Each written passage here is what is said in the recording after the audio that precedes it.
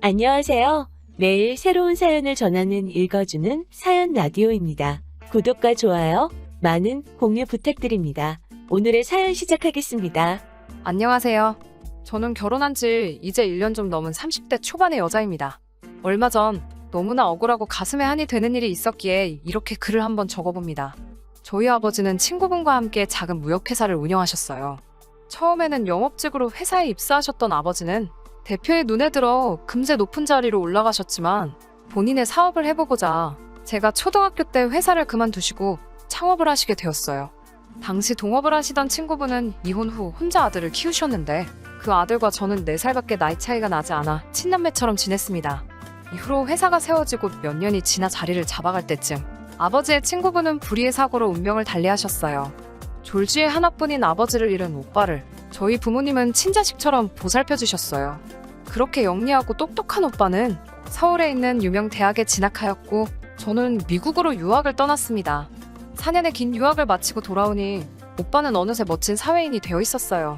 오빠는 저에게 정식으로 사귀어보지 않겠냐고 물었고 저는 좋다고 했죠. 어린 시절부터 오빠를 좋아했었거든요. 나중에 들으니 저희가 사귀게 된 사실에 대해 저희 부모님은 굉장히 기쁘셨다고 해요. 어려서부터 오빠가 어떤 사람인지 누구보다 가까이서 보셨으니까요. 그렇게 저희는 알콩달콩 누가 봐도 예쁜 연애를 1년간 이어갔어요. 그리고 오빠는 저에게 청혼을 해왔습니다. 저는 앞으로 제 인생의 꽃길만 펼쳐질 줄 알았어요. 하지만 인생이 항상제표는 아니더라고요.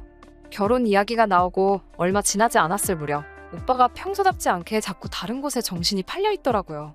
저는 오빠가 먼저 말해주길 기다리다 답답하여 결국 무슨 일인지 물었어요. 오빠는 몇 번을 망설이다가 힘들게 이야기를 꺼냈습니다. 어린 시절 헤어졌던 어머니가 연락을 해왔다는 거예요. 어떻게 자기 연락처를 알았는지는 모르겠는데 회사 1층으로 찾아왔더래요. 아픈 곳 없이 건강해 보이는 어머니를 보니 반갑기도 하고 어이가 없기도 하고 마음이 너무 복잡하더래요.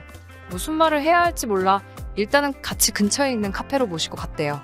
어머니는 자기가 생각이 짧았다며 어떻게든 너를 내가 키웠어야 했다면서 눈물을 보이시더래요. 그러면서 아버지가 일찍 돌아가신 줄 몰랐다가 얼마 전 우연히 알게 되었다면서 그래서 이렇게 널 만나러 온 거라며 이제라도 용서해 줄 수 있겠냐고 물으셨다고 해요. 오빠는 당장 용서니 뭐니 그런 걸 말하기는 어렵고 아무튼 건강하신 모습을 보니 다행이란 생각이 든다면서 이런저런 이야기를 나눴대요. 시어머니는 시아버지와 이혼 후 얼마 지나지 않아 남자를 만나 새로운 삶을 시작하셨다고 해요. 재혼한 그분에게는 오빠보다 3살 어린 그러니까 저와 동갑이 딸이 있었고요. 두 분 사이에 새로 아이를 낳지는 않으셨고 그 딸을 친딸처럼 키우셨다는 그런 이야기를 하신 것 같았어요. 어머님은 앞으로 오빠를 자주 만나면서 살고 싶다고 하셨다는데 오빠는 자기가 뭘 원하는지 모르겠다고 하더라고요. 어머님을 만난 이후로 아무 일도 손에 잡히지 않는다면서요. 저는 그래도 친어머니이니 안 좋은 감정은 최대한 해소하고 앞으로라도 좋은 기억을 많이 만드는 게 어떻겠냐고 조언했죠. 그리고 저에게 또 다른 가족이 생긴다는 사실이 걱정도 되고 기대도 됐고요. 사실 저나 오빠나 외동이었기 때문에 나중에 우리 애는 이모도 삼촌도 없겠네라는 아쉬운 마음이 있었거든요. 그런데 어머님에게 딸도 있다고 하니 그럼 우리 애기한테 친할머니도 생기고 고모도 생기는 거잖아요. 그런데 제가 순진했던 걸까요? 제가 이 이야기를 하니 결혼한 친구들이 저더러 어리석다고 시댁에 없는 게 얼마나 좋은 건 줄 아냐고 하는 거예요. 저는 이때만 해도 친구들의 반응에 놀라고 오히려 실망까지 했었거든요. 그런데 다들 경험에서 우러나온 조언이었던 것 같네요. 바보같이 저는 오빠에게 오빠가 어색하면 나랑 같이 어머님이랑 만나보지 않겠냐고 물었어요. 저는 제가 중간에서 분위기를 띄우고 하면 오빠가 금방 긴장을 풀 수 있을 거라고 생각했거든요. 일주일쯤 지나서 서울에서 맛집으로 유명한 중식당에서 어머님과 오빠를 만났어요.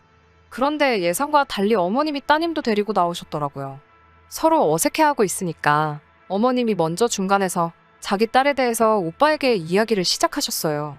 성격이 어떻고 학교는 어디를 나왔고 그런 이야기요. 그런데 그 이야기를 듣던 오빠가 저와 그 딸을 번갈아 바라보며 우리 희진이도 거기 졸업했는데라고 말하는 거예요. 알고 보니 그 딸이 제 고등학교 동창이더라고요. 물론 같은 반인 적도 없고 친하지도 않았지만 제가 그 친구를 알았던 이유는 그 친구는 학교에서 제일 유명한 문제아였거든요.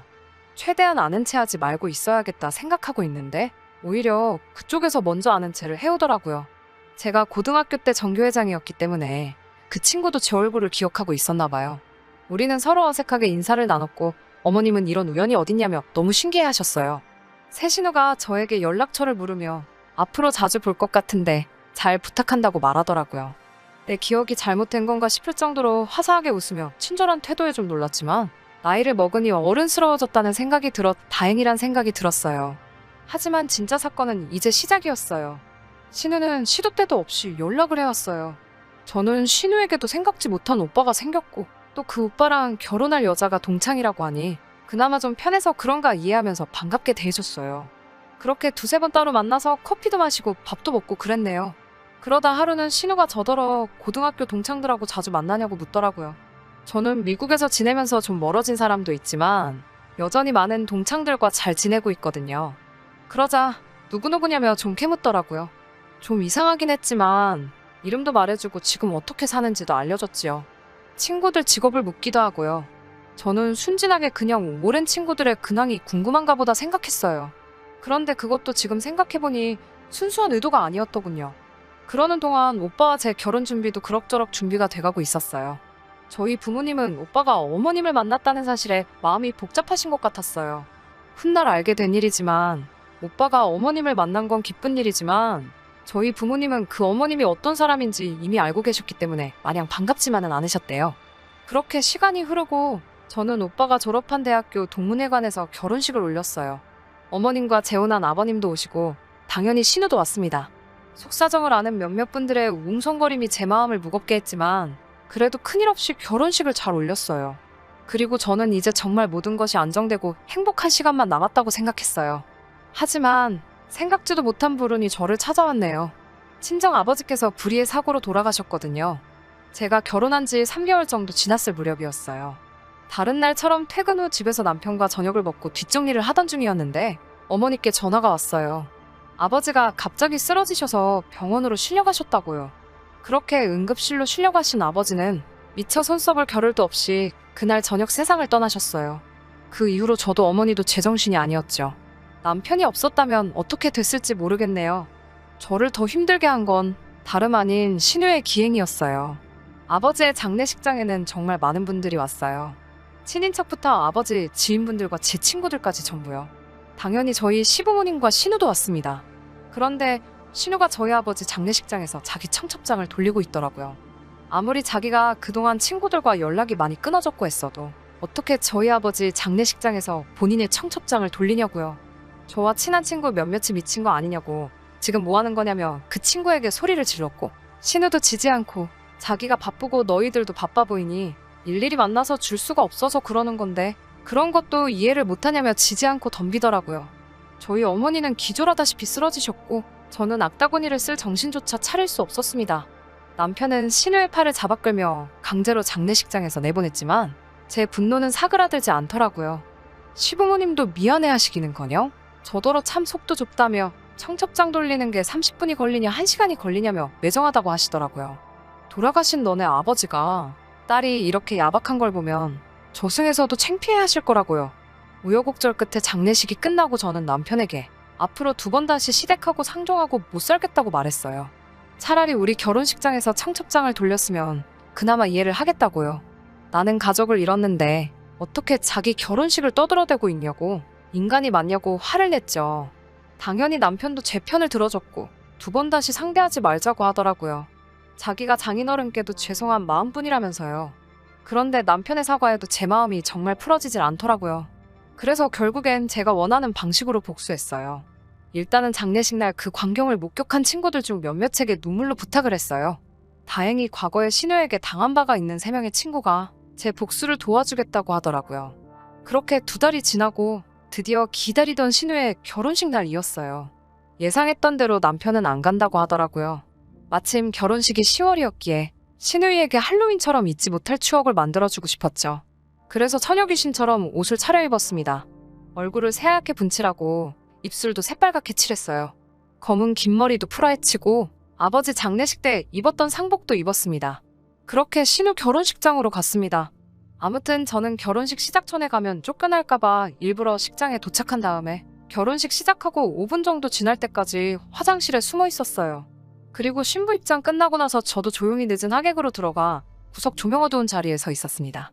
비록 뒤에 서 있었지만 금방 웅성웅성 난리가 났고요. 절 보고 놀란 어린애 2명이 자지러지게 울기 시작했죠. 앞에 서 계신 주례사분은 어떻게든 결혼식을 이어나가려고 애를 쓰는 것 같았고, 혼주석에 있는 시부모님도 저더러 미쳤다고 뭐 하는 거냐고 난리를 치시더라고요. 이 상황을 아무것도 모르는 사돈네는 황당해서 앉아있고, 신우는 발작하듯 저더러 당장 꺼지라고 하더라고요. 곱게 차려입은 신부가 앞다구니를 쓰니 얼마나 웃기던지요. 저는 가만히 서 있다가 그대로 아래층 뷔페로 향했습니다. 식장일식 안 보고 식사부터 하시는 하객들도 있잖아요. 저는 축의금을 안 내서 식사권도 못 받았거든요. 그래서 그냥 식당 입구에 가만히 앉아 있었어요. 당연히 거기서도 웅성웅성 얼마나 웃기던지요. 그렇게 한 3-40분 식장과 뷔페를 휘젓고 다녔어요. 사정 모르는 사람은 제가 미친 여자로 보였겠지요. 아마 신우가 주변 사람들한테도 그렇게 얘기하고 다녔을 거예요. 그래도 상관없죠. 기분 너무 좋더라고요. 운전하면서 집에 오는데 진짜 웃음이 자꾸 나와서요. 그때 제 모습을 본 사람들은 아마 제가 실성한 줄 알았을 거예요. 그날 저녁 신우가 어머님이랑 합세를 해서 남편한테 전화를 했더라고요. 스피커폰이 아닌데도 어찌나 목청이 좋은지 무슨 욕을 하는지 다 들리더라고요. 셋이 아버님까지 저보고 자기 눈에 걸리기만 해봐라 하시며 난리도 아니시대요. 보니까 사돈되는 집에서 도대체 뭔 짓을 하고 다니길래 저렇게까지 원수를 쥐고 다니냐며 결혼 다시 한번 생각해봐야겠다고 나왔나 봐요. 신우랑 어머님이 신나게 놀던 과거를 숨기고 온갖 교양과 아양으로 이뤄낸 혼사였는데 저와 제 친구들이 다 망쳐놓았대요. 친구들은 계획한 대로 새하얀 원피스를 입고 화장도 머리도 신부가 받는 것보다 더 공을 들여서 하고 가서 결혼식 사진을 찍을 때 일부러 맨 앞줄로 자리를 잡아서 섰대요. 잔뜩 치장하고 새하얀 드레스를 입은 여자들이 동시에 4명이 서 있으니 사진만 봐서는 누가 신부인지 분간이 안 간다나요? 남편은 처음 보는 저의 새로운 모습에 당황한 듯 보였지만 잘했다고 저를 감싸주더라고요. 처음 계획을 실행할 적에는 너무 걱정됐지만 일단 저질러 놓고 보니 속이 너무 후련했습니다. 제 사연은 여기서 이만 마칠게요. 후기입니다. 저보고 잘했다는 분도 계셨지만 꼭 그렇게까지 해야만 했냐는 의견도 많았어요. 너무 화가 나는 마음에 어떻게 한 방 먹여줄 생각만 했던 제가 너무 생각이 짧았다는 생각도 했고 반성도 많이 했습니다. 새 시아버지와 시어머니께 그날 있던 일에 대해서 사과를 드리고자 했는데 오빠가 아직은 두 분이 화가 많이 나 계시니 조금 누그러지면 하는 게 좋겠다고 해서 미루고 있었어요. 그러던 어느 날 신우의 사돈 어르신 되실 분들이 제 연락처를 어떻게 알았는지 저에게 연락을 해오셨어요. 저보고 잠깐 시간이 가능하면 만날 수 있겠냐고요. 시부모님께도 사과를 드리려고 했으니 사돈 되실 분들에게도 정중히 사과하는 게 맞다는 생각에 결혼식을 망쳐놓은 장본인이었지만 욕먹을 각오로 알겠다 하고 약속 장소에 나갔습니다. 사돈 되실 분들을 보자마자 저는 고개 숙여 그날 있던 일에 사과를 드렸어요. 화가 많이 나 계신 듯 보였지만 저의 사과를 받아주시더니 그날 있던 일에 대해서 이유가 뭐였는지 자초지종을 물어보시더군요. 고작 그런 걸 가지고 그 사단을 냈냐며 저를 나무라실 줄 알았는데 그쪽에서는 그런 사실을 하나도 몰랐고 며느리들 신우의 성품이 그런 사람인 줄 몰랐다고 놀라시더군요. 돌아가신 아버지는 제 남편에게도 친아버지 같은 분이셨다고. 물론 제가 그날 그렇게 한 행동에 대해서 남편은 모르고 있었지만 남편도 제 일처럼 분개했다고 말씀드렸습니다. 결혼식이라는 큰 행사에서 제 행동이 너무 어리석었고 크게 반성 중이라고 말씀을 드렸습니다. 어떤 결정을 내리시던 간에 저는 그날 일에 대해 제가 책임을 질 수 있다면 그렇게 하겠노라 말씀드리고 원하신다면 두 사람 앞에 무릎 꿇어 사죄할 수도 있다고 말씀드렸어요. 두 분은 저에게 아니라고 오히려 몰랐던 걸 알게 돼서 고맙다는 알 수 없는 대답을 해오셨어요. 결론부터 말씀드리자면 두 사람은 결국 파혼을 했습니다. 사돈 되실 분들이 지역에서 유명한 자산가였다고 합니다. 얼굴 하나만큼은 반반했던 새 신우가 어떻게 그 사실을 알고 남편 될 사람을 꼬신 거였다네요. 신우의 남편 될 사람이 아직 철이 들지 않아서 만난 지 얼마 되지도 않은 상황에서 막무가내로 결혼을 하고 싶다고 바득바득 우겨댔고 두 분은 혹시 모르니 혼인신고만큼은 결혼 후 어느 정도 시간이 지나 새 신우의 사람 됨됨이를 보고 올리기로 정한 결혼이었다고 합니다. 사돈 되실 두 분은 새 신우의 그런 행동만 봐도 앞으로 다가올 미래가 뻔히 보인다며 파혼을 했다고 합니다. 제가 무슨 짓을 저지른 건가? 마치 하늘이 노래지는 것 같았어요. 남편에게 그 소식을 전해 듣고 제가 사돈 되실 분들의 마음을 돌려놓아야겠다고 정말 미안하다고 사과했어요. 남편은 허둥대는 저를 막아서며 그럴 필요 없다고 하네요. 남편은 어머니가 자기를 낳아주신 그 사실은 변하지 않지만 지금 자기 자신을 이렇게까지 만들어준 건 돌아가신 시아버지와 저희 부모님 덕이라고 말해왔습니다. 남편도 신우의 그날 행동에 대해서 화가 많이 나 있었고 안면불수하고 신우가 무슨 잘못이 있냐고 따지는 시어머니와 새시아버지 모습에 큰 실망을 했다고 하네요. 어머니는 여태까지 본인 인생에 없는 사람이라 생각하고 살아왔는데 이제 와서 나타나셨다고 자기의 진짜 어머니가 되는 게 아니지 않겠냐며 그날을 기점으로 자기도 어머니에게 핏줄이 이어져 있다는 이유만으로 자식 노릇을 하고 싶은 마음이 사라졌으니 너무 그 일로 마음고생하지 말라고 말해줬어요. 오히려 새신우에 사돈 되실 분들이 저에게 고마워하고 있을 거라고. 시댁과는 이제 연을 끊고 살 생각이니 절대로 죄책감 갖지 말라고 저를 다독여줬습니다. 남편에게는 따로 말하지 않을 거지만 시어머니 쪽에는 제가 언젠가 찾아가서 그날 일에 대해서 사과를 드릴 생각이에요. 그날의 제 행동이 어른스럽지 못했다는 건 인정하는 바이긴 하지만 그렇다고 너무 저자세로 나갈 생각도 없습니다. 제가 그런 행동을 하게 된 이유를 정확히 설명드리고 그날 그런 일만 없었어도 제가 이런 일을 벌이지 않았을 거란 말도 하려고 해요. 의견 남겨주신 모든 분들께 감사하고 제 행동에 대해 눈살을 찌푸리셨을 청취자분들께도 다시 한번 사과드립니다. 모두 좋은 하루 되시고 다음에는 더 좋은 이야기로 사연을 보내드릴게요. 긴 이야기 들어주셔서 감사합니다. 오늘의 사연은 여기까지입니다. 구독과 좋아요, 알람 설정해주시면 앞으로 더 좋은 사연으로 찾아오겠습니다. 감사합니다. 안녕하세요. 매일 새로운 사연을 전하는 읽어주는 사연 라디오입니다. 구독과 좋아요, 많은 공유 부탁드립니다. 오늘의 사연 시작하겠습니다. 이제 막 결혼한 지 2주년이 된 부부입니다. 저는 올해 29살입니다. 신랑은 저보다 4살이 많아 33이고 신랑 위로 1살 차이 나는 누나가 한 명 있어요. 저에게는 시누이죠. 연년생이라 그런지 둘이 서로 대하는 걸 가만히 보고 있으면 사이가 좋은가 나쁜가 헷갈릴 때가 있는데 가만 보면 신랑이 동생이면서 누나 하나만큼은 끔찍하게 챙겨요. 신우는 현재 돌싱입니다. 4개월 전에 이혼했어요. 이유는 신랑도 시어머니도 저에게 알려주지 않으세요.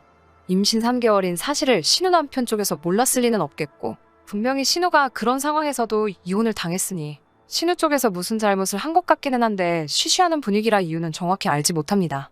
이번 신정에 찾아뵈었을 때도 평소라면 자빌 같은 거라도 시키셨을 텐데 맨발로 뛰어나오듯 저를 반겨주시고 아무 일도 안 시키신 데다가 저에게 대하는 태도가 살짝 달라진 부분이 있어서 조금 의아한 부분이 있었는데 며칠 전 구정 때 찾아뵈었을 때 사건이 터져버렸네요.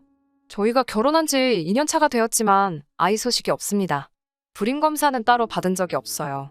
누구 쪽에 문제가 있는지 알게 되는 것도 두려운 부분이 있기도 했고 아직 저도 나이가 어린 편이니 조금 더 시도해보는 편이 더 좋겠다는 생각이었습니다. 그런데 구정 때 가족들 모여있는 자리에서 시어머니가 저만 따로 부르시더니 평소에 대하는 말투와 전혀 다르게 다정한 말투로 저에게 말을 거시더라고요. 결혼한 지 2년이나 지났는데 소식이 없는 걸 보니 문제가 있어도 있는 것 같으시다며 그 문제가 저한테 있든 신랑에게 있든 그건 중요한 게 아니시라고요. 둘이서 행복하게 잘 지내면 된다고 하시면서요. 처음에는 임신 때문에 스트레스 받고 있는 저를 위로해주시는 말인 것 같아서 조금 감동스럽기도 했는데 주저하시다가 갑자기 급발진을 하시며 그런 말을 꺼낸 이유를 말해주시더군요. 신우아이가 곧 있으면 태어날 텐데 그 아이를 저희 호적에 올려서 키우라는 말씀을 하셨습니다. 순간 너무 당황해서 표정 관리도 할 수 없었어요. 제가 왜 신우의 아이를 키워야 되냐고 여쭤봤습니다.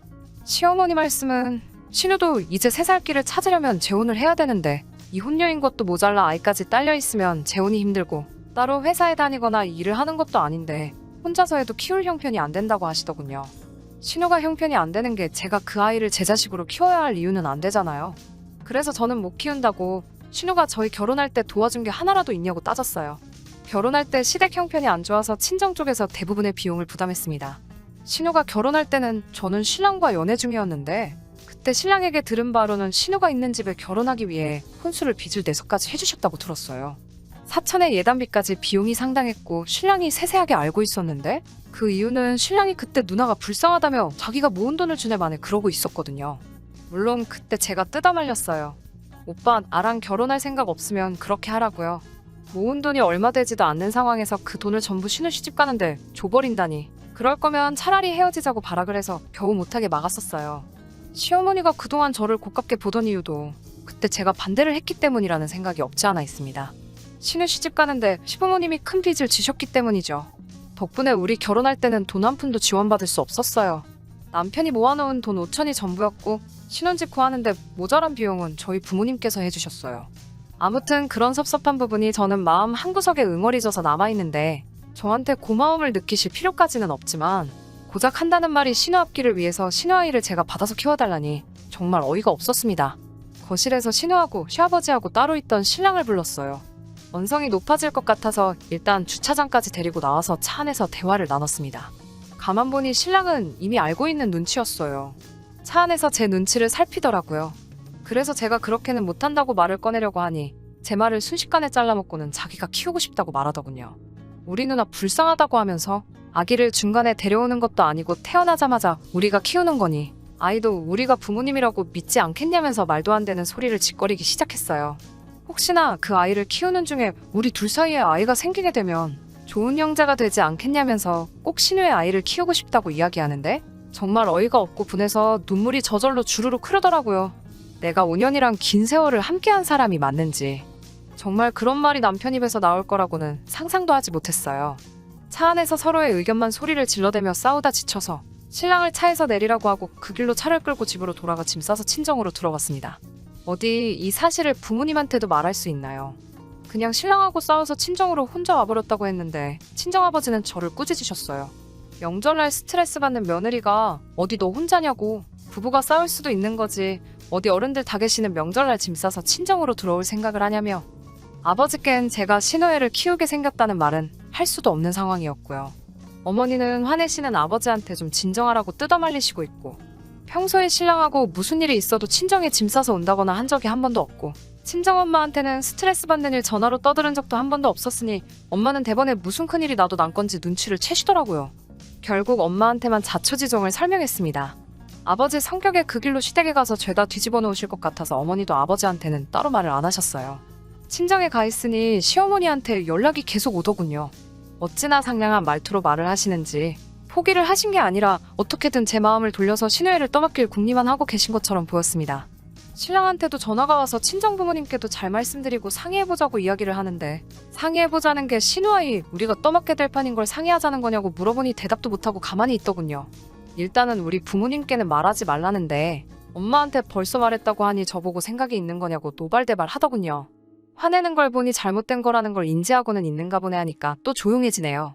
연애할 때 다른 문제로 속 썩이는 것도 없고 착한 거 하나만 보고 집안 형편 뻔히 아는데도 결혼을 결심한 건데 이제 와서 보니 이건 착한 게 아니라 멍청한 거라는 생각이 다 들었어요.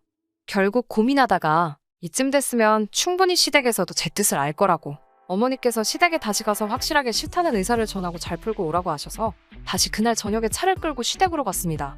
신우가 저를 잡아먹을 듯이 노려보고 서 있고 시어머니랑 신랑은 제 눈치만 보고 있더군요. 저는 신우아이 키울 생각 없다고 다시 말씀드리러 온 거라고 확실하게 제 의견을 전했어요. 결혼할 때 집도 거의 제가 해온 거나 마찬가지고 신우가 저희 결혼할 때 뭘 크게 도와준 것도 아닌데 자꾸 이런 식이면 저는 시댁과 연 끊고 살 수밖에 없다고 말씀드렸어요. 신우가 저한테 욕짓거리를 하기 시작하더군요. 지금 집 잘 사는 거 가지고 째는 거냐고 연연을 붙이면서 저를 몰아붙이기 시작했습니다. 제가 신우를 향해 지금 무릎 꿇고 엎드려 빌어도 될까 말까 한 상황에 말이 지나치다고 한마디 했죠. 제가 틀린 말 했냐고 신우 결혼할 때 빚내가면서까지 지원해 주신 거 생각해보라고 저희 결혼할 때 돈 한 푼이라도 받고 했냐고 따졌어요. 책임지지도 못할 아이를 왜 여태까지 데리고 있었냐고 저였으면 책임 못 질 상황이면 애초에 지웠을 거라 말하니 저보고 인정머리 없다고 그게 사람이 할 짓이냐며 또 소리를 막 지르더라고요. 자기 새끼를 어떻게 그러냐면서 입에 거품을 물고 달려드는데 참 우습더라고요. 그렇게 자기 자식한테 애착이 강하고 책임감이 있으면 애초에 왜 남한테 떠맡기려고 하는 거냐고 한마디 했어요. 그랬더니 동생이 가족이지 무슨 남이냐면서 쏘아붙이는데 애를 떠맡기는 게 버리는 거지 가족 타령을 하고 있냐며 웃기는 소리 하지 말라고. 그렇게 책임감이 강하면 어떻게든 돈 벌어가며 아둥바둥 키워야 되는 게 맞지 않냐고 했더니 더 이상 아무 말도 하지 못하더군요. 결국 말이 안 통해서 저는 다시 밖으로 나와버렸고 이 사실을 엄마에게 말했더니 저보고 가만 기다리고 있으라고 하셨어요. 주차장에 잠깐 차 대놓고 있으니 2시간도 안 돼서 아버지랑 함께 차에서 내리시더군요. 아버지 표정이 울그락불그락 하신 게 이미 화가 날 때까지 나 있는 상황이었고요. 시댁에 다시 들어가니 신우가 뭔 생각으로 기어들어오냐고 소리를 지르며 문 앞까지 쫓아왔는데 제 뒤에 같이 써있는 저희 부모님 보더니 방으로 후다닥 도망치더라고요. 친정엄마가 신우에게 왜 도망가시냐 차분히 말하니 도망간 게 아니라 잠깐 방에 볼 일이 있어서 들어간 거라고 하고 다시 기어나왔어요. 양가 부모님과 신우, 저와 남편 이렇게 다 같이 모여 이야기를 했는데 아버지의 화난 모습에 비해 큰 싸움은 없었습니다. 이런 몰상식한 경우가 어디 있느냐고 따지시는 저희 부모님 말씀에 시어머니는 어차피 저랑 신랑 사이에 아이가 없는데 아이를 같이 키우면 금술도 좋아지고 하지 않겠냐며 어디서 생판 모르는 애 입양해 오는 것보다 신우아이를 데려다 키우는 게 더 정이 가지 않겠냐는 말도 안 되는 주장을 펼치셨어요. 신우는 옆에서 2년이나 애가 안 들어서고 있는데 지금부터 노력한다고 되겠냐고 툴툴대더군요. 신우도 지금 뱃속에 있는 아이 결혼 3년 만에 가지신 거 아니냐고 했더니 지 얼굴에 지가 침 뱉은 거 알고 또 묵비권을 행사하네요. 저희 엄마도 듣고만 계시다가 신우는 아이가 없어도 재혼하기 힘들 것 같다고 한마디 하니 신우 얼굴이 시뻘개지는 게 뭐 하고 싶은 말이 있는 것 같은데 하질 못하고 속에서 분통만 삭히고 있는 것 같아 속이 다 시원했습니다. 친정어머니께서 말을 이어가시며 신우가 아이 엄마인데 엄마가 애를 키워야지 왜 애를 포기할 생각만 하냐고 금전적인 상황이 여의치 않다면 그때 가서 가족들이 서로 도와줄 수도 있는 건데 왜 해보지도 않고 여태까지 배불러 가지고 있던 아이를 버릴 생각만 하냐고 타이레듯 한마디 하셨어요. 누가 들어도 신우를 나무라는 말씀이었는데 시어머니는 그새를 못 참고 얼굴이 활짝 펴지더니 저희 어머니께 사돈이 그럼 어디까지 도와주실 수 있냐고 물어보시네요. 옆에서 화만 꾹꾹 참고 계시던 아버지가 지금 저희가 이 자리까지 와서 이야기를 하고 있는 게 이런 어이없는 소리 계속 듣기 위해 온 걸로 보이십니까? 라고 한마디 하시니 순간 그 자리에 있던 모두가 조용해졌어요. 신랑은 옆에서 내내 죄송합니다 소리 말고는 아무 말도 하지 못하고 있었고요. 결국 저희 엄마가 상황을 정리하고 나왔습니다. 신우에게는 신우가 재혼을 하든 말든 그거는 저희가 신경 쓸 일이 아니지만 앞으로 이런 말 꺼내지 말고 저희한테 이런 짐 지우지 말라고 하셨습니다. 자기 자식 자기가 책임져야지. 정 버거워서 못 살겠음 그때 가서 도와달라고 부탁하라고 하셨어요. 부탁을 하라는 건 명령이나 강요를 하라는 뜻이 아니고 말 그대로 부탁을 해야 된다고 다시 한번 강조하셨고 저희가 도와드릴 수 있는 부분은 도와드리겠지만 신우가 일 안 하고 땡가땡가 놀기만 하면서 힘들다고 도와달라고 한다면 그 어떤 것도 도와줄 생각이 없다고 강조하셨습니다. 시부모님께도 신우에게 충분한 설명을 한 것 같으니 더 말하진 않을 거라고 그리고 신우 미래 때문에 아이를 애들 호적에 올리라 이런 이야기 하실 거면 차라리 사돈 내에 호적에 올리시라고 그렇게 하시면 갓난쟁이라도 저한테는 손윗사람 대접하도록 똑바로 교육시켜놓겠다고 하시며 또 한 번만 이런 식으로 집안 뒤집는 일이 일어난다면 그때는 이혼시킬 수밖에 없겠다고 말하고 상황을 정리했어요. 며칠 전 일이라 상황은 이렇게 정리가 되었습니다. 신랑하고는 관계 회복이 되질 않아서 그때부터 각방 쓰고 있어요. 밤이 깊어서 저 혼자 이렇게 사연으로 적고 있습니다. 아직 상황이 정리된 거지 완전히 끝난 게 아니라서 앞으로 어떤 일이 일어날지는 저도 모르겠어요. 이혼까지도 확실히 생각하고 있고 집에 돌아와서 남편에게는 진명이는 제 단독 명의로 돌리겠다고 말했습니다. 어차피 이 집을 구하는데 남편이 혼수해온 거 말고는 기여한 바가 없고 대부분이 저희 부모님이 마련해주신 자금이니 불만이 있어 보여도 아무 말도 못하더라고요. 그리고 공동으로 양가에 용돈 보내드리고 있는 것도 끊기로 했습니다. 각자 돈 관리 알아서 하고 생활비 제외하고 남는 돈은 알아서 관리하자고 했어요. 그 돈으로 시부모님 용돈을 드리던 신우한테 주던지 조카 선물을 사던지 생활비만 주고 나면 남는 돈은 신랑 알아서 하라고 했습니다. 앞으로 있을 시댁 행사에도 신우가 확실히 마음 고쳐먹고 진심으로 저한테 사과할 때까진 저는 참석하지 않겠다고 했습니다. 며느리 할도리는 앞으로 신우가 저한테 하는 거 봐서 하겠다고 말했어요. 누나라면 껌뻑 죽는 신랑이었으니 저보고 그건 너무하지 않냐고 몰아붙이는데 그게 너무하다고 생각하면 그냥 갈라서 자고 신우애는 오빠가 혼자서 키우면 되겠네 하고 이야기했습니다. 그 말에 입만 대빨 튀어나와서 아무 말도 못하고 그때부터 오늘까지 저랑은 집에서 서로 없는 척 지내고 있습니다. 언젠가는 이 일도 그냥 있었던 일로 지나갈 수도 있겠지요. 다만 이날의 일이 저에게는 평생 상처로 남을 것 같은데 앞으로 여태까지 행복했던 결혼 생활로 돌아갈 수 있을까 하는 생각이 드네요. 긴 이야기 들어주셔서 감사합니다. 오늘의 사연은 여기까지입니다. 구독과 좋아요, 알람 설정해주시면 앞으로 더 좋은 사연으로 찾아오겠습니다. 감사합니다. 안녕하세요. 매일 새로운 사연을 전하는 읽어주는 사연 라디오입니다. 구독과 좋아요, 많은 공유 부탁드립니다. 오늘의 사연 시작하겠습니다. 안녕하세요. 올해로 36이 된 여자입니다.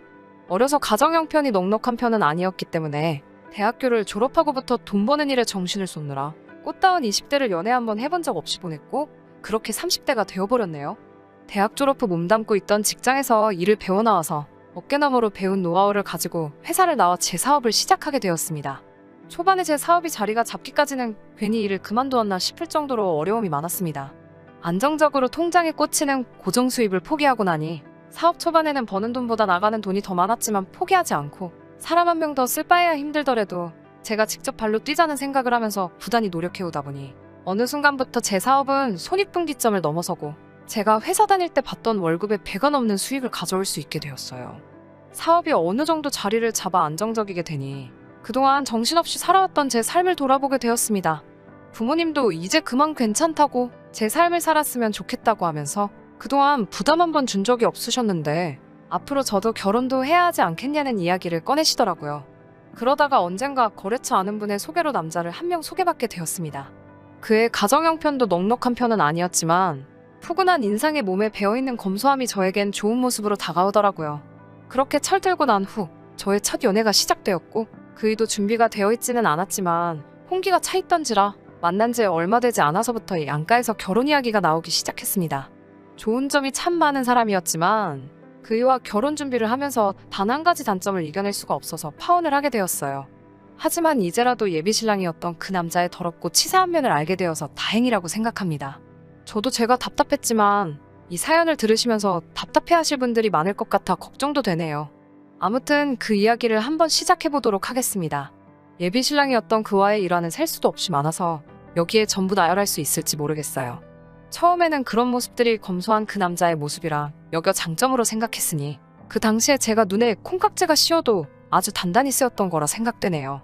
처음 그의 식탐을 알게 된 건 거래처 사장님의 따님 결혼식이었습니다. 당연히 저희 두 사람을 이어준 분이다 보니 저와 그이 두 사람 다 결혼식에 참석을 하게 되었어요. 결혼식은 요즘 추세에 맞게 스몰웨딩으로 진행이 되었어요. 식장에 이미 테이블이 세팅이 되어 있고 식이 끝날 때까지 함께 축하해줬다가 모든 일정이 끝나면 그때 식사가 나오는 형식이었습니다. 혼주 쪽에서 준비한 식사는 갈비탕이었어요. 그런데 그이는 결혼식장에 도착해서 축의금 봉투를 건네는 그 순간부터 식권은 어디서 받냐고 물어보더라고요. 식이 끝날 때 앞앞이 식사가 나온다는 설명을 듣자 그는 그때부터 실망한 표정을 감추지 못했습니다. 결혼식이 진행되는 내내 왜 뷔페로 하지 않은 거지? 하면서 혼잣말로 불만을 계속해서 토로했어요. 식사에서부터 불만이 많았던 그이와는 반대로 저는 이런 결혼식이 참 마음에 들었거든요.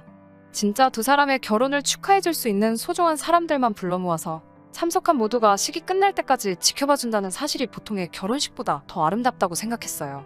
정성스레 인원수대로 준비한 갈비탕 또한 대량 조리한 뷔페 음식보다 훨씬 정성있고 맛있을 거라 생각했지요. 그이는 이미 식이 시작할 때부터 입이 대빨 나와가지고서는 식사가 뷔페였으면 축의금 본전은 뽑아서 갈 텐데 갈비탕은 동네에서도 10,000원이면 먹을 수 있는 거 아니냐고 계속 궁시렁대더라고요. 하도 불만이 많아 보이니 그이에게 뷔페는 나중에 둘이서 근사한 데로 가자고 그 달은 특히 장사가 나쁘지 않아 여유가 있었기 때문에 그런 식으로 불만투성이었던 그이를 달랬습니다. 케이크 커팅이 끝나고 웨딩드레스를 곱게 차려입은 신부가 결혼식에 참석한 모든 분들에게 와주셔서 감사하다고 인사를 건네는데 그 모습이 그렇게 예뻐 보일 수가 없었어요. 불편한 걸음으로 결혼식에 참석한 모두에게 감사하다 인사를 전하는 게 저도 이런 결혼식을 올렸으면 싶더라고요. 그이한테도 우리도 결혼식을 이런 스몰웨딩으로 알아보는 게 좋겠다고 말했는데 결혼식은 뷔페여야지 하면서 별로 내키지 않아 했습니다. 요즘 식을 끝까지 보는 사람들이 어딨냐고 축의금 받고 취향껏 먹을 수 있게 뷔페로 하는 게 좋다고 고집을 굽히지 않았습니다. 각자 생각하는 게 다를 수도 있고 그의 말대로 제가 아름다운 결혼식에만 정신이 팔려 그런 걸 수도 있다는 생각에 그건 나중에 우리 식 올릴 때 다시 이야기하자고 말을 줄였습니다. 모든 식이 끝나자마자 5가지 반찬이 정갈하게 차려진 갈비탕이 앞앞이 세팅이 되더라고요. 그이는 이게 뷔페였으면 갈비찜만 먹어도 갈비탕에 들은 갈비보다 몇 대는 더 먹었을 거라고 하면서도 음식이 나오니 탕에다가 밥까지 말아서 엄청 잘 먹더라고요. 그이는 벌써 탕에 들은 갈비를 끝내고 국물에 말아버린 밥과 몇 가지 밑반찬만 집어먹으면서 제 갈비탕을 계속 뚫어져라 쳐다보고 있었어요. 저도 식사를 거의 끝마친 상황이기는 했는데 저한테는 양이 많은 편이라서 이미 배가 부르기도 했고 갈비에 붙어있는 살을 뜯어먹기엔 조금 주변 사람들 눈치도 있고 해서 살코기만 발라먹었거든요. 그런데 그이가 그 갈비 다 먹은 거면 자기를 달라고 하길래 가져가라고 했죠. 사용하지도 않고 젓가락도 사용하지 않은 채 제 그릇으로 손을 옮겨 제가 먹다 남은 갈비를 가져가는데 그래도 그때는 음식을 잘 먹는 그 모습까지 보기 있어 보이고 좋아 보였어요. 얼마나 제가 사람 보는 눈이 없었는지 그때는 그게 예비신랑이었던 그이의 더러운 식탐이라는 생각은 꿈에도 한 적이 없습니다.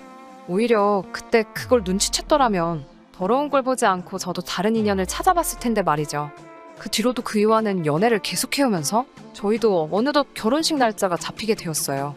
제가 모은 돈과 부모님이 돈을 보태주신 게 2억 정도 되었고 예비 시댁과 그이가 준비한 돈이 1억 5천 정도 되었어요. 그 돈으로 서울 외곽에 있는 오래된 아파트를 구하게 되었습니다. 오래된 아파트지만 서울에서 신혼살림을 차릴 수 있다는 사실에 감사했죠. 손재주가 좋은 그이가 업체를 쓰는 대신에 리모델링과 인테리어를 하기로 하고 필요한 혼수들까지 남편이 채우는 조건으로 반반 결혼을 하게 되었습니다. 처음 며칠간은 그이 혼자서 아파트에 들어가 퇴근 후에 작업을 시작했는데 혼자서는 못하는 부분이 많아서 결국에는 저까지 나서서 리모델링을 도와주게 되었어요. 그래서 그 아파트에서 남편 퇴근 시간에 맞춰 공사를 시작하게 되었고 나중에는 간이침대 2개를 가져다 놓고 혼전동거 형식으로 살게 되었습니다. 가끔씩은 업체한테 맡길 거라는 후회가 들기도 했지만 그래도 제가 살 집을 직접 손본다는 게 재밌어서 딱히 불만은 갖지 않았어요. 둘이서 함께 하나씩 고쳐나가는 게 재밌는 부분도 있어서 그런 점도 추억거리가 하나 생긴 것만 같아 썩 나쁘지만은 않더라고요. 하지만 그의 더러운 식탐 때문에 결국 이 사단이 나고 말았습니다. 바닥 타일을 끝내고 벽지까지 전부 다 끝낸 날이었어요. 3일이나 걸렸고 조금씩 벽이 우는 부분도 있었지만 다 끝내고 나니 오래된 아파트라는 느낌이 들지 않을 정도로 쾌적해 보였습니다. 그래도 나름 의미 있는 날이다 보니 저녁을 배달 음식을 시켜 먹기로 정하게 되었고 메뉴는 치킨으로 정했어요. 얼마 안 있어서 음식이 도착했고 인터폰이 울렸어요. 현관문을 열어주려는데 인터폰이 손에 익지 않아서 그런지 오래된 아파트라 고장이 난 건지 문이 잘 열리지가 않더라고요. 그이가 자기가 가서 가져오면 되겠다고 하고 밖으로 나갔어요. 그런데 음식 받으러 간 그이가 5분이 넘도록 돌아오질 않는 거예요.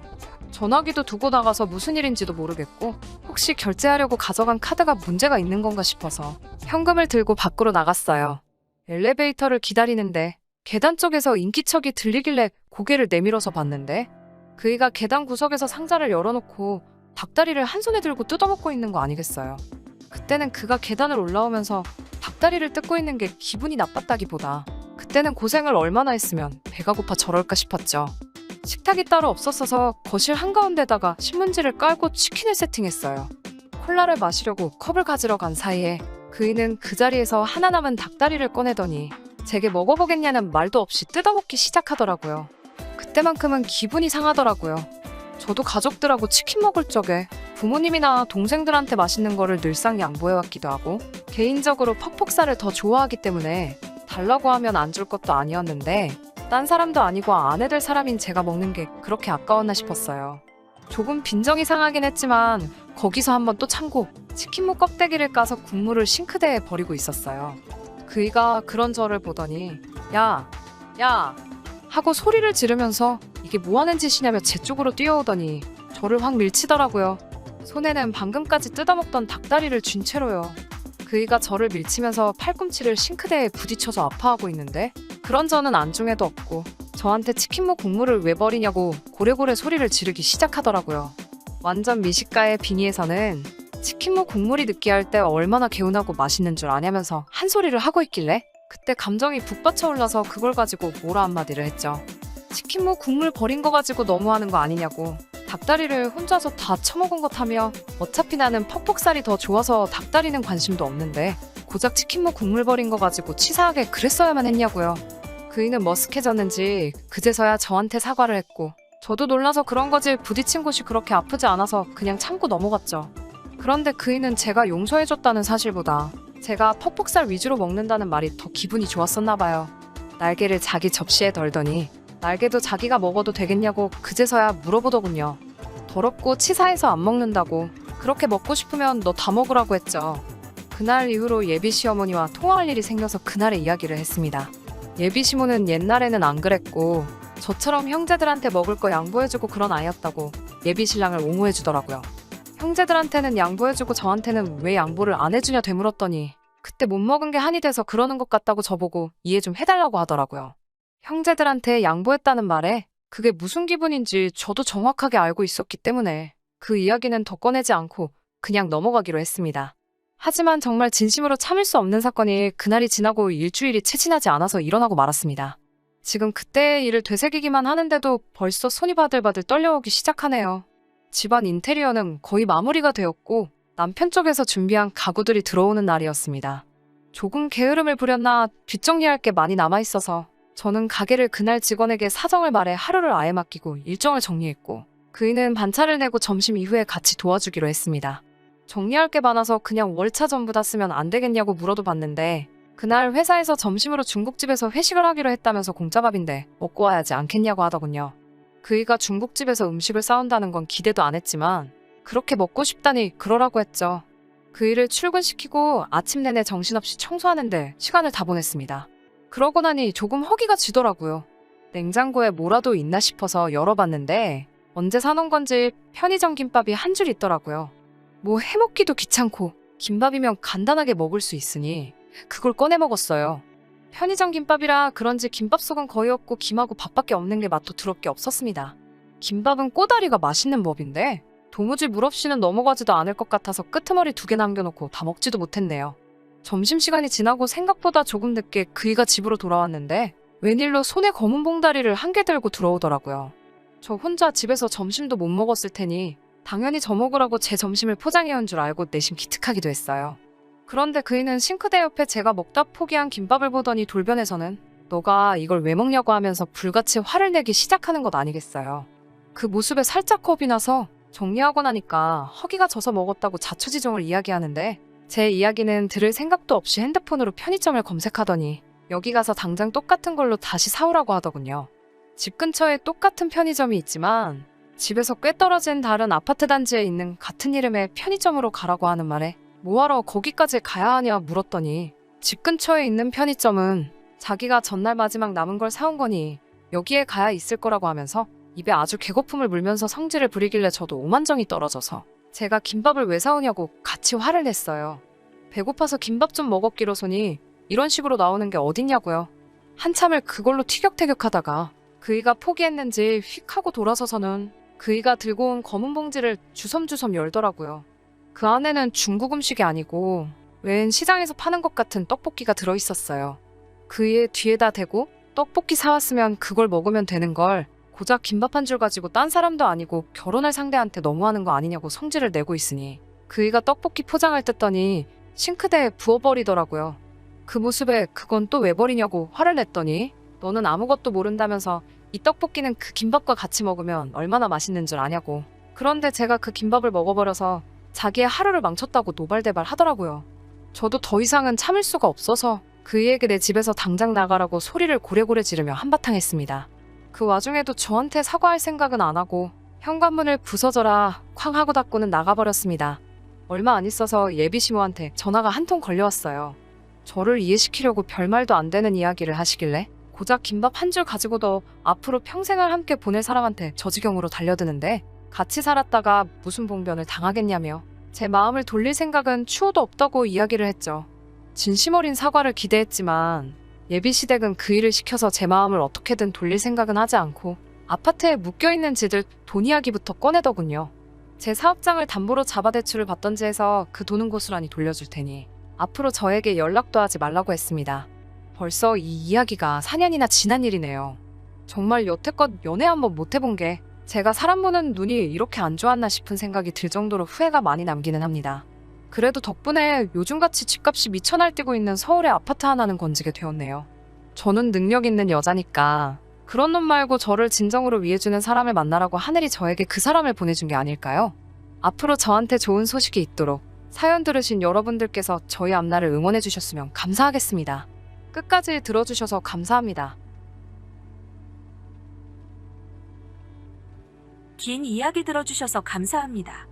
오늘의 사연은 여기까지입니다. 구독과 좋아요, 알람 설정해주시면 앞으로 더 좋은 사연으로 찾아오겠습니다. 감사합니다.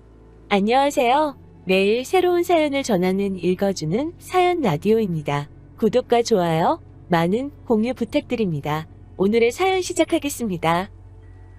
안녕하세요. 결혼 1개월 차 신혼부부입니다. 결혼 1개월 차기는 한데 남편과는 같이 산 지 1년이 되었어요. 남편하고만 같이 산 게 아니라 시부모님과 함께 남편 집에서 1년을 살다가 이번에 탈출했습니다. 유튜브에서 짠돌이 남편 사연 듣다가 제 이야기도 남다른 사연이라는 생각이 들어서 이렇게 사연 한번 적어봤습니다.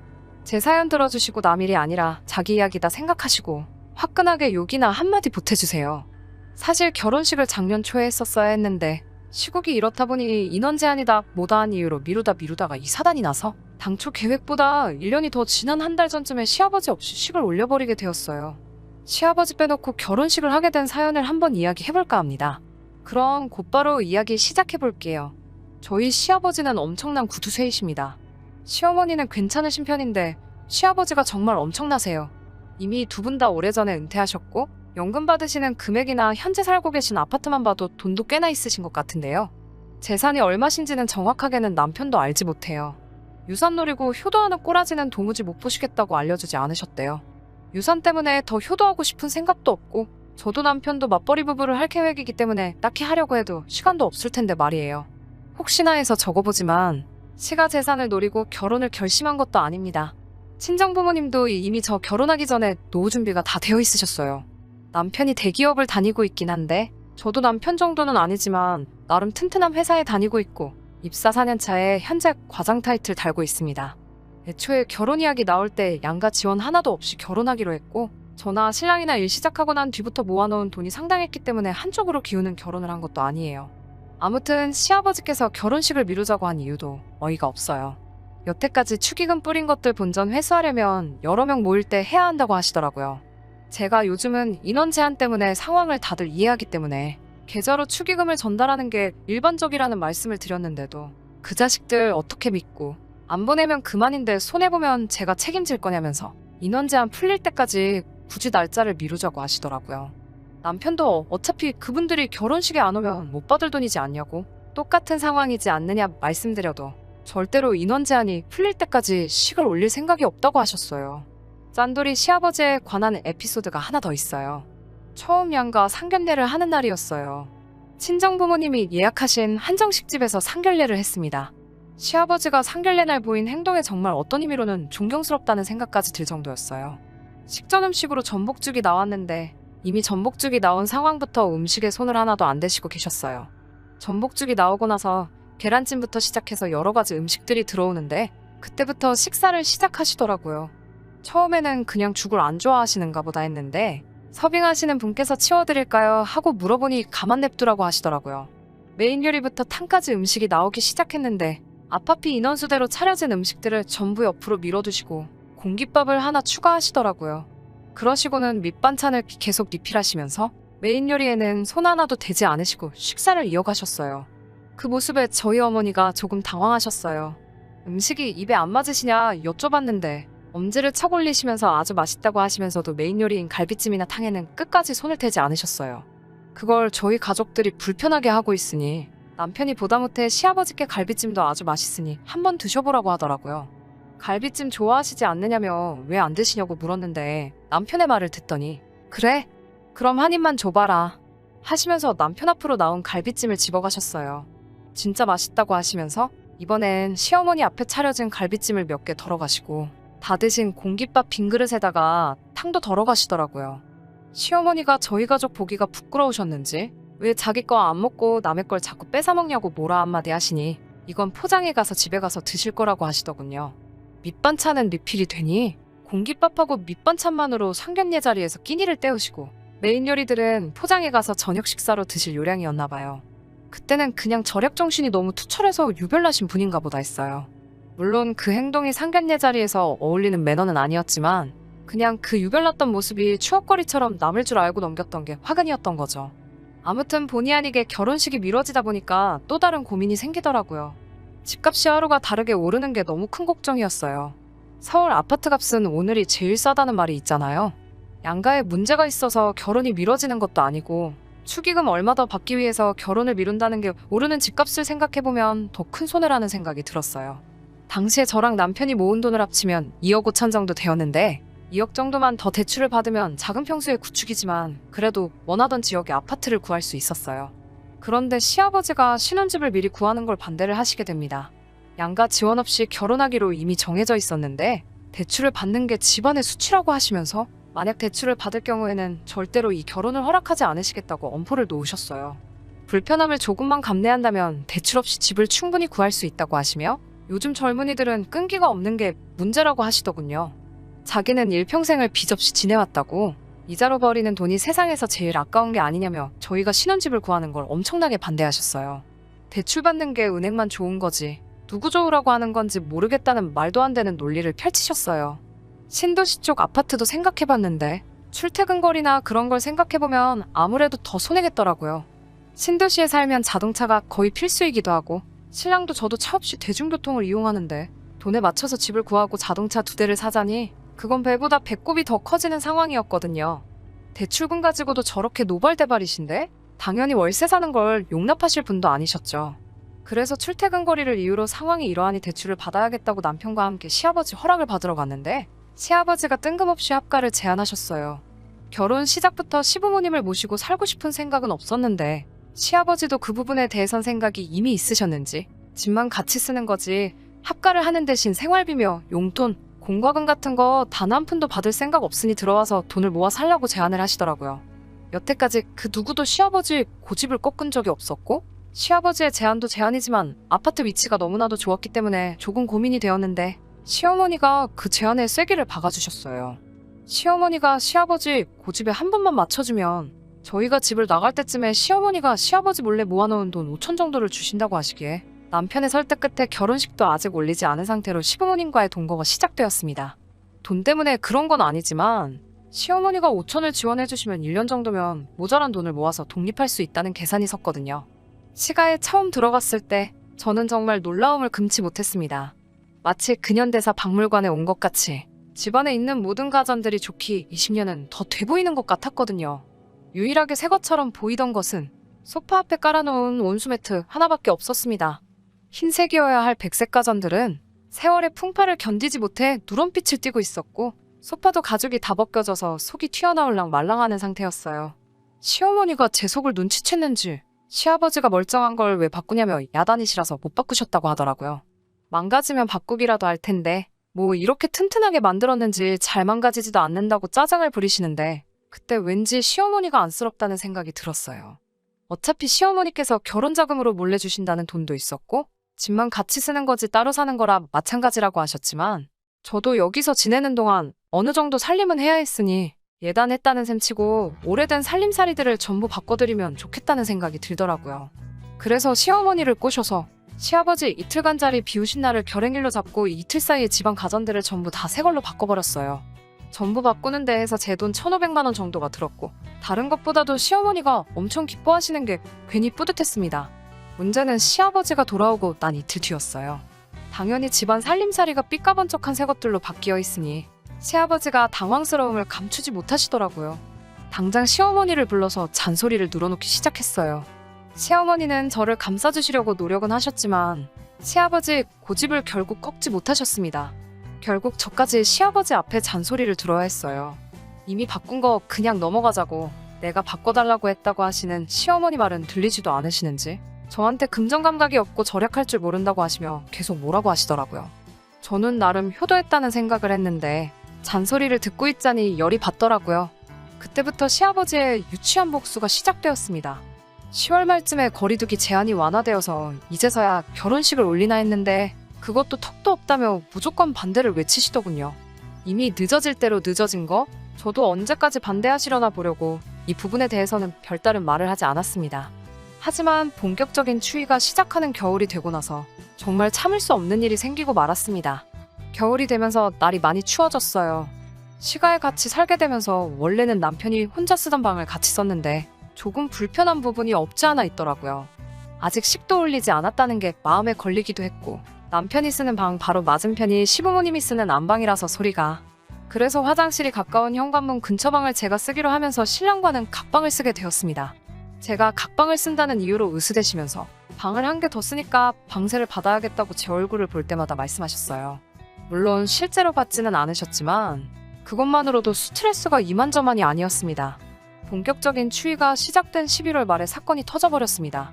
아침에 일어났는데 몸이 으슬으슬 춥고 방에 냉기가 한가득이더라고요. 베란다가 딸려있는 방이라 오풍이 심한가 싶어서 그냥 넘어갔는데 전에 없던 추위에 정말 요즘 같은 시국에 곧불이라도 걸리겠다 싶더라고요. 보일러는 낮 동안에는 단 1분도 틀어놓지 않는데 자기 전에는 아버님이 전체적으로 다 켜주셨거든요. 분명히 아버님이 보일러를 트는 것까지 제가 확인했는데도 유독 제가 쓰는 방만 계속해서 바닥이 차갑고 그렇게 추웠어요. 하루는 일부러 낮 동안 몰래 보일러를 틀어놓고 바닥이 뜨거워지는 것까지 확인하고 꺼놨습니다. 그리고 그날 저녁에 아버님이 다시 방마다 보일러를 켜주시는 것까지 확인했어요. 하지만 쎄한 느낌이 들어서 불 끄고 침대에 누워서 잠을 안 자고 잠복을 하고 있었습니다. 새벽 2시가 되니 방문이 열리는 소리가 나더라고요. 남편이 화장실에 가는 걸 수도 있겠다 싶어서 인기척이 사라질 때까지 기다렸다가 몰래 밖으로 나와봤어요. 예상한 대로 제 방에 보일러만 꺼져 있더라고요. 누가 그랬는지는 안 봐도 뻔했어요. 그 자리에서 바로 온 집안 식구들을 깨워 난리를 치고 싶었지만 확실한 증거를 찾기 위해 하루 더 숨죽여 기다려보기로 했습니다. 그리고 다음날 새벽 어김없이 제 방에 보일러를 끄고 계신 시아버지를 현장 검거할 수 있었어요. 보일러를 몰래 끄고 계신 와중에 거실 불이 환하게 켜지고 핸드폰으로 그 장면을 찍고 있는 저를 맞닥뜨렸을 때 자지러지게 놀라며 당황하시던 시아버지 표정이 아직도 생생하네요. 남편도 시어머니도 너무한 거 아니냐는 듯이 시아버지를 몰아가니 제가 추워 보여서 보일러를 높여주러 나온 거라 변명하시던 시아버지가 결국 폭발을 하면서 제 탓을 하기 시작하더군요. 제 해픈 씀씀이를 바로잡아 주기 위해서 절약하는 법을 알려주려 보일러를 껐다는 말도 안 되는 변명을 늘어놓으셨어요. 제가 감기라도 걸려서 회사에 못 나가게 되면 어떻게 하실 거냐 따져 물으니 시아버지가 참다 폭발하시며 너같이 해픈 사람을 집에 들일 수 없다고 당장 내 집에서 나가라고 소리를 치시더군요. 저도 여태까지 참아온 게 있기 때문에 이 집의 가전들 전부 다 제 돈 주고 산 제 거라고 이것들 전부 여기에 두고는 갈 생각 없다고 끝까지 버텼어요. 당장 그 돈을 돌려줘야 한다니 아까웠는지 그 말에 아무 말도 못하고 방으로 조용히 들어가셨습니다. 다음날 시아버지는 삐져가지고 아침 대바람부터 나가셨고 그 주 내내 집에 들어오시지 않으셨어요. 시어머니는 이참에 잘 되었다고 어차피 시어머니께서 주기로 한 돈이 있으니 손해봤다는 생각은 하지 말고 미루던 결혼식도 진행하고 대출을 받아서 원하던 신혼집도 구하라고 하셨어요. 저는 짐 빼서 친정으로 들어갔고 시아버지 몰래 일을 일사천리로 진행하고 신혼집 계약을 하고 나서 남편과 신혼집에 들어가 같이 살게 되었어요. 시아버지 고집은 결국 꺾지 못하고 결혼식은 시아버지 없는 상태로 진행하게 되었습니다. 시어머니는 둘이서 행복한 게 제일이라고 말씀하시면서 시아버지 스스로 마음 돌릴 때까지는 안 보고 지내면 된다고 저희를 응원해 주셨습니다. 미루고 미루던 결혼식도 올렸고 결국 대출을 끼고 웃돈을 들여 신혼집을 장만하게 되었지만 한편으로 생각해보면 단돈 1,500만 원으로 상종하기 싫은 시부와의 연을 끊어버릴 수 있게 되었으니 남는 장사라는 생각이 드네요. 끝까지 저희 편을 들어주신 시어머니께는 생활비도 드리고 집 밖에서 자주 만나뵐 생각이고요. 남편도 시아버지께서 먼저 마음을 여실 때까지는 이렇게 지내는 게 속편하겠다고 저의 편을 들어주고 있습니다. 시아버지 마음이 풀리는 게 언제가 될지는 모르지만 그래도 언젠가는 시아버지의 축복 속에서 결혼 생활을 하고 싶은 욕심이 조금 들기도 하네요. 긴 이야기 들어주셔서 감사합니다. 오늘의 사연은 여기까지입니다. 구독과 좋아요, 알람 설정해주시면 앞으로 더 좋은 사연으로 찾아오겠습니다. 감사합니다.